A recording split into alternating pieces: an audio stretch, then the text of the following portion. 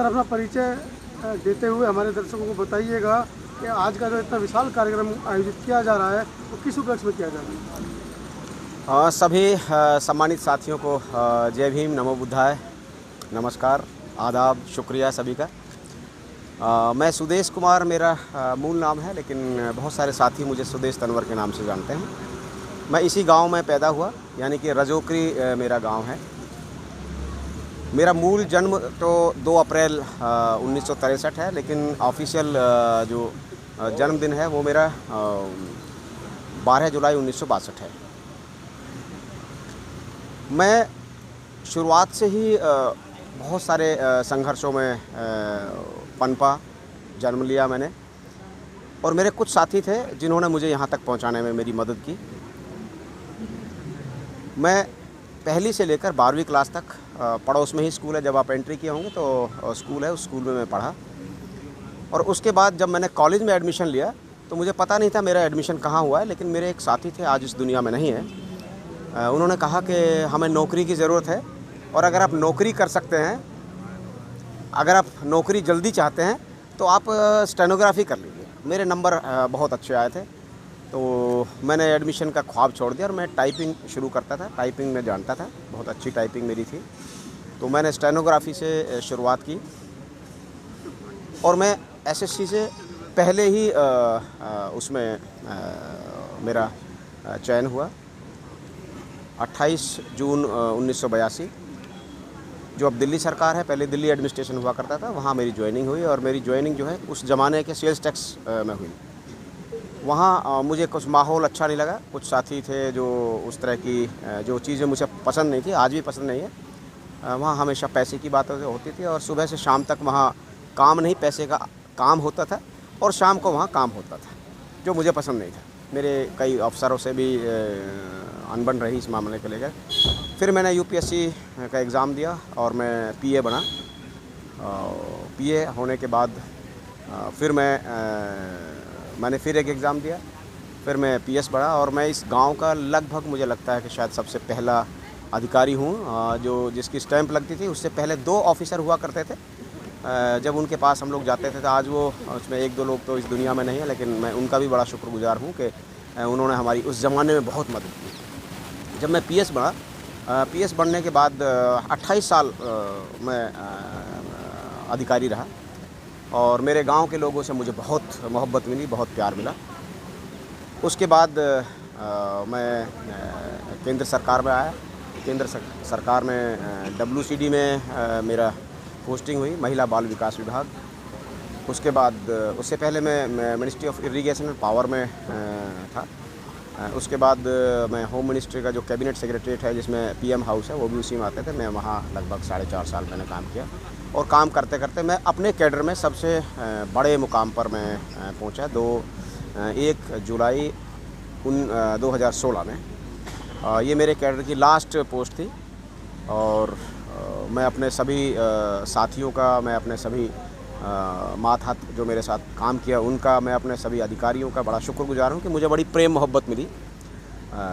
शायद ये मेरे स्वभाव में थी कुछ चीज़ें, तो इसलिए मुझे अच्छा लगा।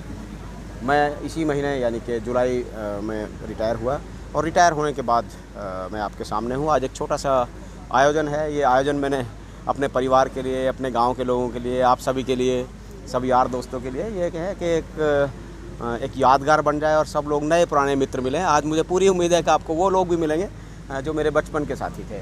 जी, किस तरह का आपका जो अनुभव है जी, क्योंकि जिस वर्ग से आप आते हैं उस वर्ग के खासकर अधिकारी वर्ग ये कहता है कि नौकरी में हमें घुटन महसूस होती थी, अब हम समाज के लिए काम करेंगे, या आगे का जो जीवन है उस समाज को समर्पित है। तो आपका क्या अनुभव रहा नौकरी का? नहीं, मेरा अनुभव यह है कि मैं समाज में नौकरी करते करते समाज का काम करता था, इसलिए मेरे लिए कोई बहुत दिक्कत नहीं थी। बहुत सारे साथी मुझे यहाँ जानते भी होंगे, परिचित भी होंगे। पढ़ते पढ़ते ही मैंने लेखन की शुरुआत की, और मैं कई जो सम्मानित दिल्ली और दिल्ली के बाहर के जो संगठन हैं उनमें मैंने काम किया। मुझे काम करने का मौका मिला, बहुत अच्छे साथियों से मुलाकात हुई। जैसे जब मैं लिखता था तो मेरी एक पहली किताब आई जिसका नाम था रात के शहर में। उसका नाम था रात के शहर में क्यों रखा है, इसका कारण था कि एक रात हो रही है, रात के शहर में एक खिड़की है, उस खिड़की में एक दिया जल रहा है। वो अंधेरे में एक दिया जल रहा था, वो एक प्रतीक था कि आप उजाले की तरफ जाएं। उससे पहले मैं एक सामान्य लेखन मेरा हुआ करता था और मैं सामान्य बातें किया करता था। बाबा साहब के बारे में मुझे बहुत ज्ञान नहीं था, उस तरह का अनुभव नहीं था। बस इतना सा पता था, जैसे आमतौर पर सबको पता है कि बाबा साहब ने संविधान लिखा है या बाबा साहब समाज सुधारक थे, इतना ही मुझे पता था। लेकिन मैं खुशकिस्मती कहें, मैं मेरी जो ससुराल है यमुना पार की है, और यमुना पार के लोग आपको पता है कि दिल्ली के जागरूक लोगों में माने जाते हैं। ऐसा मैं आज भी फ़ख्र के साथ ये बात बोलता हूँ। उनसे मेरा संवाद हुआ और फिर मेरी शादी भी हुई है। मेरी शादी बौद्ध परंपरा से हुई, बौद्ध परिवार से हुई। मेरी परिवार के लोग यहाँ आए हुए हैं। उसके बाद मेरे को एक टर्निंग पॉइंट मिला। मुझे लगा कि जो अभी तक हम लोग कर रहे थे, जो अभी तक हम लोग लिख रहे थे, उसमें कुछ बदलाव की गुंजाइश है। ज़रूरत, हाँ, गुंजाइश ही नहीं, बहुत ज़रूरत है। और ज़रूरत इतनी थी कि मेरे गांव में मुझे बहुत प्यार और मोहब्बत मिलता है। मुझे ही नहीं, मेरे गांव वैसे बहुत ही शांति प्रिय गांव है। कभी कोई झगड़ा, कभी कोई, आपने सुना नहीं होगा कभी इस गांव का नाम। तो वहाँ से एक टर्निंग पॉइंट हुआ। उसके बाद बहुत नए पुराने साथी जो मिले, जैसे एक मैं दलित लेखक संघ का नाम लूँगा यहाँ पे। दलित लेखक संघ में मैंने काम किया। मुझे 3 बार उसका महासचिव बनने का अवसर प्राप्त हुआ। कई बड़े बड़े लोग, जैसे डॉक्टर तेज सिंह है, प्रोफेसर तेज सिंह, माननीय सूरजपाल चौहान जी, विमल थोराट जी, कुसुम वियोगी जी, मोहनदास नैमिषराय जी, जयप्रकाश कड़दम जी, हाँ, हीरालाल राजस्थानी जी, अनीता भारती जी, रजनी तिलक जी, उन सब के साथ एक साझा हमने शुरुआत की। बड़ा अच्छा लगा। और फिर हमने एक अम्बेडकरवादी लेखक संघ की स्थापना की। हमें लगा कि कुछ और बेटर करना चाहिए।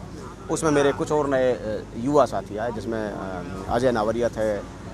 हालांकि अजय नावरिया अम्बेडकरवादी लेखक संघ में नहीं थे, लेकिन वो एक अम्बेडकरवादी लेखक की तरफ जाने की कोशिश करते रहे। उसमें सूरज बड़त्या हैं, और प्रोफेसर चौथीराम यादव का नाम आपने सुना होगा, या राजेंद्र यादव का नाम सुना होगा। उन्होंने हम लोगों को बहुत ही रिटायरमेंट के बाद आपकी आगे की रणनीति क्या है? हाँ, मेरी रणनीति है कि मैं कुछ परिवार का काम करूँगा, यानी कि परिवार को कुछ अपने जीवन का हिस्सा दूंगा, जैसे सामान्य तौर पर होता है। लेकिन मेरा ज़्यादातर समय समाज के बीच रहेगा, ऐसा मैं उम्मीद करता हूँ।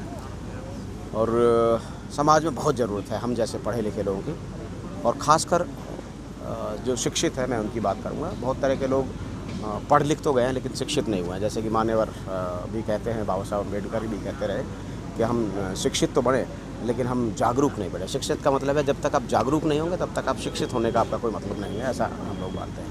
आपकी बातों से ऐसा लगता है जैसे आप पहले से विद्रोही किस्म के आदमी रहे हो। तो आपने नौकरी करते हुए कितनी दिक्कतें आई हैं आपको? नहीं, मुझे नौकरी में दिक्कत इसलिए नहीं थी कि मेरा जो दूसरा पक्ष था वो ज़्यादा विद्रोही था, इसलिए वो विद्रोह में समझता ही नहीं था उसको कुछ। जैसे आपको ताज्जुब होगा कि जब मेरे गांव में ना यहाँ स्टोन क्रशर्स हुआ करते थे, आज से लगभग 30 साल पहले, 30-31 साल पहले। और क्रशर बहुत पोल्यूशन फैलाते थे। इस गांव में बहुत सारे लोग जो स्टोन क्रशर की वजह से समय से पहले ही चले गए। हालांकि वहाँ एक तरफ पैसा बनता था, दूसरी तरफ बहुत सारी चीज़ें थी जो तकलीफ़ देती थी घर को, समाज को, गाँव को। तो मेरा संघर्ष वहीं से शुरू हुआ, और वो संघर्ष इतना बड़ा, हालांकि उसमें बहुत सारे लोग बड़े नाम थे। बड़े नाम आज कहाँ? हमारे लोग डरते हैं ना नौकरी करते हुए, अपना नाम भी नहीं बताते हैं। और आप उनसे नहीं, मैंने कभी, मेरे साथ कभी इस तरह का वाक़या नहीं हुआ, या यूँ कह सकते हो कि मैंने कभी उस तरह की चीज़ों की परवाह नहीं की। ये तो आप समझते हैं कि भेदभाव जो है हर तरह का है, सब जगह मौजूद है, वो ज़र्रे ज़र्रे में है। जैसे वो कहता है ना, कण कण में राम है। मैं ये कहता हूँ कण कण में वो सारी चीज़ है जिसके आप बात करते हो, ये है। लेकिन उसके बावजूद भी हम लोगों को बचकर काम करते रहना जरूरी है। राजनीतिक कुछ लोग कहते हैं कि बाबा साहब को पढ़े लिखे लोगों ने धोखा दिया था, इसमें कितनी सच्चाई है? नहीं, मैं ऐसा नहीं मानता हूँ कि बाबा साहब को पढ़े लिखे लोगों ने धोखा दिया। कुछ स्वार्थी टाइप के लोग सभी समाज में होते हैं, सभी तरह के होते हैं। मुझे लगता है आप सब पढ़े लिखे ही हैं और आप काम कर रहे हैं। मैं इस अवधारणा में विश्वास नहीं करता हूँ। हाँ, ये मैं कह सकता हूँ, ये मैं कह सकता हूँ कि बाबा साहब को उन लोगों ने जो संघर्ष उनका है, अगर वे पढ़े लिखे लोग, जो आपने सवाल किया, अगर वो पढ़े लिखे लोग थोड़ा सा और समझ जाते हैं उसको, या समझ जाएं, तो मुझे लगता है बहुत आगे की तरफ जाएगा। रिटायरमेंट के बाद कुछ राजनीतिक लालसा? नहीं, मेरी कोई राजनीतिक लालसा नहीं है। मैं समाज का काम करूँगा, और जब राजनीति में आऊँगा तो फिर खुलकर बात करूँगा। धन्यवाद। सर समाज की कैसे सेवा करेंगे अब आप रिटायरमेंट हो गए हैं? मैं दो तरह की चीज़ें अपने जीवन में करना चाहूँगा। एक बच्चों की शिक्षा और दूसरा मैं स्वास्थ्य और एनवायरनमेंट पर काम करूँगा। ये 2-3 चीज़ मेरे दिमाग में है, उस पर मैं चाहूँगा कि मैं लेखन कार्य जारी रखेंगे? हाँ बिल्कुल, लेखन मेरा, बल्कि अभी पिछले 2 साल से मैंने बहुत कुछ लिखा। कोरोना काल में मैंने बहुत सारी ऐसी कविताएं लिखी जो बहुत लोगों को पसंद नहीं है। सर कोई कवि सुना के नहीं, कोई कविता नहीं मैं सुना पाऊँगा, लेकिन हाँ कुछ छोटी छोटी चीज़ें मैं सुनाता हूँ। मैं अक्सर कहता हूँ राहुल भाई हमारे राष्ट्रीय कवि हैं, मैं उनके सामने उस फील्ड में कुछ भी नहीं अपने आप को मानता हूँ। हाँ मैं ये मानता हूँ कि मेरी जो कविता है वो वैचारिक कविता है। जैसे कुछ कविताओं के छोटे छोटे अंश हैं। जैसे एक कविता है मेरी, उस कविता का शीर्षक है लड़ाई। उसमें एक जगह मैं बोलता हूँ, मंदिर उनका घर है, शमशान दुकान। आप समझ सकते हैं, मेरा इशारा समझ सकते हैं। एक कविता है मेरी छोटी सी बहुत, उसका शीर्षक ही मंदिर है। उसमें केवल 7 शब्द हैं। आओ, चढ़ाओ, जाओ, हम संभाल लेंगे। ये हो रहा है। धन्यवाद आपको। और एक छोटी सी कविता, जब आपने कविता की बात कही दी, एक छोटी सी कविता है, वो 15 शब्द है मेरी इस कविता में, और वो मेरी जो माटी के वारिस मेरा जो संग्रह है उसकी पहली कविता है। हमारे माननीय अचल दुसाद जी जो है उसको हिंदू मैथोलॉजी की, अर्थशास्त्र की बहुत ज़बरदस्त कविता मानते हैं, और वो कितनी ज़बरदस्त है मुझे नहीं पता। उसका शीर्षक है वह जहाँ भी जाता है पहले मंदिर बनवाता है, फिर मज़े से खाता है, वह ये छोटी सी कविता है। और मैंने बाबा साहब पर एक कविता लिखी थी जो माननीय विवेक साहब पर को समर्पित की। मैंने एक नई पहल की कि मेरी जितनी भी कविता है वो किसी न किसी को समर्पित है। और अगली कड़ी में भी मैं इस अवधारणा को आगे लेके जाऊंगा। तो वो कविता है अम्बेडकर। मैं मानता हूँ कि उसका शीर्षक ही अम्बेडकर है। मेरी जो संग्रह है मेरा घर वापसी, उसकी पहली कविता है अम्बेडकर। चूल्हे की आँच है, दिए की लौ है, क्रांति की ज्वाला है अम्बेडकर।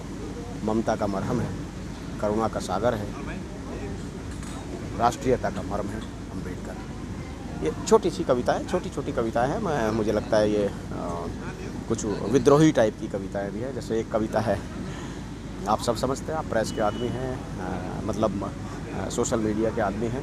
बहुत सारी बातें हैं जो हम कहते हैं, आप समझते हैं कि कवि जो है वो बातें सीधे नहीं बोलता है, लेकिन जो वो बोलता है वो बहुत मारक होती है। जैसे एक कविता है, एक छोटी सी कविता, मैंने उसका शीर्षक रखा था पहले मदारी, बाद में मुझे लगा कि ये ज़्यादा हो जाएगा, फिर मैंने उसका शीर्षक है हम हैं ना। छोटी सी कविता है और मुझे लगता है आपका समय हो रहा है, फिर आगे बात सर एक आखिरी सवाल आपसे जी।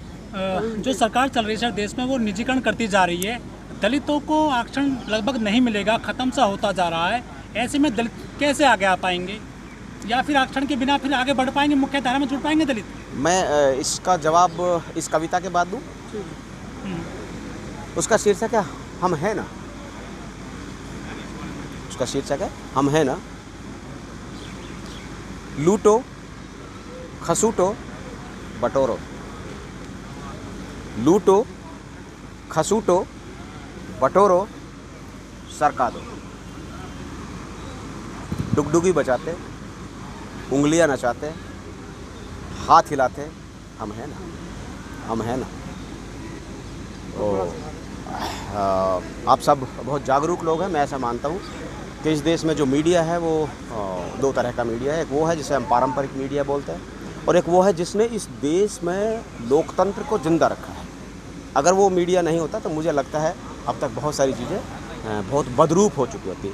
आपका सवाल, और आरक्षण की जहाँ तक बात है, अगर आप गौर से देखेंगे तो मेरी जो पहली कविता मैंने अभी सुनाई आपके सामने, वह जो कविता है वो उन लोगों का पूरा आरक्षण है वहाँ पर। लेकिन मज़े की बात यह है कि उस आरक्षण पर कभी दूसरे लोग बात नहीं करते हैं, सिर्फ हमारे लोग बात करते हैं। क्यों? क्योंकि हमारे लोगों के पास संसाधन नहीं है। दूसरे लोगों के हिस्से में कुछ ना कुछ है।